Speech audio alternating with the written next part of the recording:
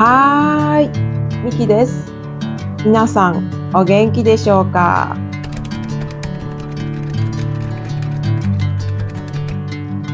今日は実用的で初心者の方でも聞き取りやすいストーリーを読んでいこうと思います。日常でもよく使う表現がいくつか出てきますので、お楽しみに。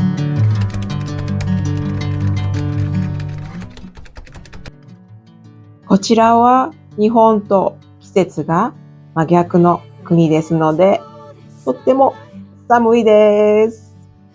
ヨーロッパの方々は猛暑続きで心配ですが、どうぞお気をつけてくださいね。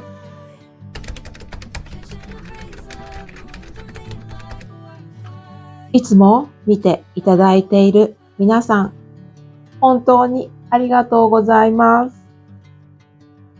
そして、はじめましての皆さん、ミキです。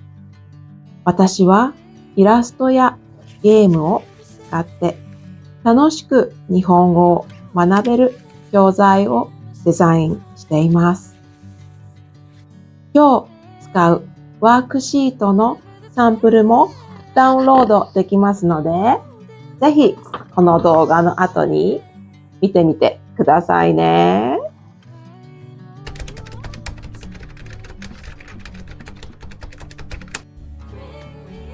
この動画ではストーリーのリスニング、ストーリーに出てくる単語の説明と書き方、ネイティブが使う自然な表現を一緒に見ていきましょ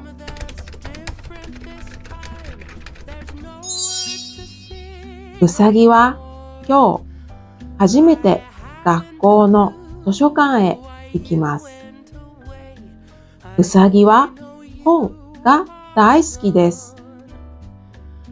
図書館で先生が言いました。静かに本を読みましょう。うさぎは面白い本を見つけ、静かに本を読みました。この本、とても楽しい。うさぎはニコニコして、また図書館に行きたいと思いました。うさぎが初めて図書館に行って本を見つけるストーリーでした。撮れましたか？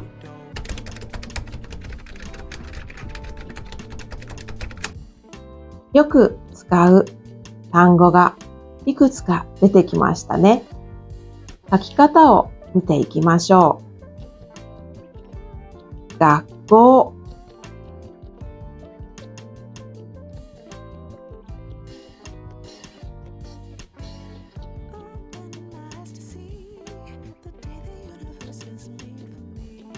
図書館、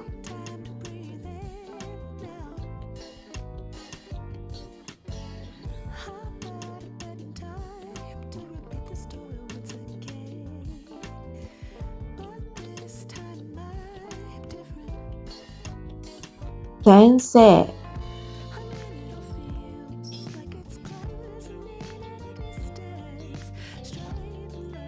本、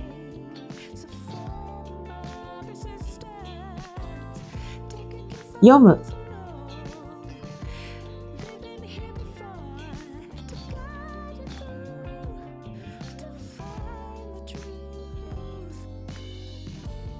では、ストーリーに出てきた表現を見てみましょう。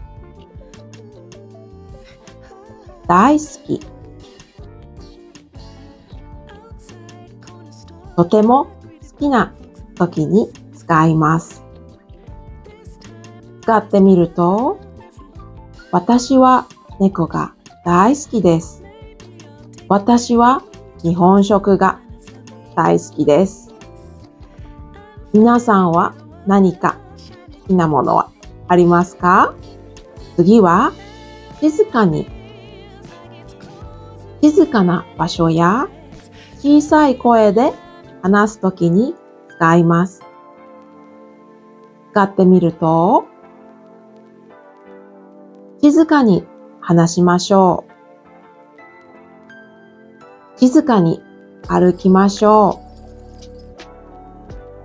う。図書館では静かにしましょう。では次は、面白い。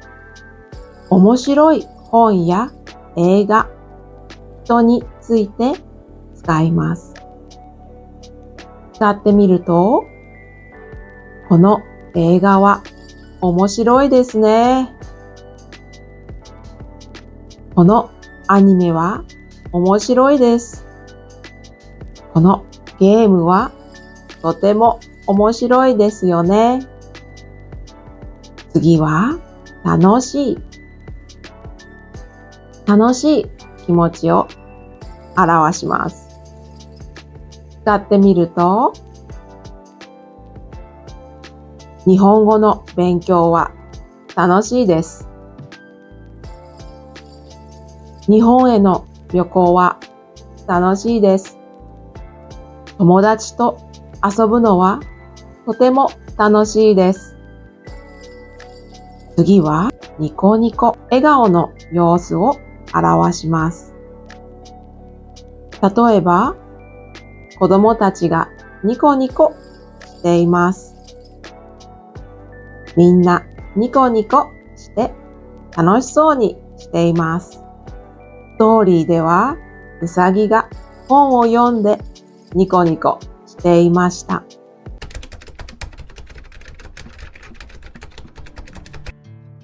はい、どうだったでしょうか？今日はストーリーを聞いて、リスニングの練習や単語の書き方、日常での使い方を学びました。この単語はよく使う。あの単語をもっと使ってみたい。などの意見がありましたら、ぜひコメント欄で教えてくださいね。前回紹介した擬態語と混ぜて会話に使うと、感情がこもった表現になりますので、ぜひ試してみてくださいね。今日読んだストーリーや出てくる単語の書き方練習、迷路やワードサーチのゲームに挑戦して、日本語レベルをさらにアップしたい方は、オンラインショップの教材がとても人気ですので、ぜひ見てみてくださいね。自宅や授業で楽しく使えると思います。今日も最後まで見ていただき、本当にありがとうございます。では、また次の動画で会いましょう。またねー。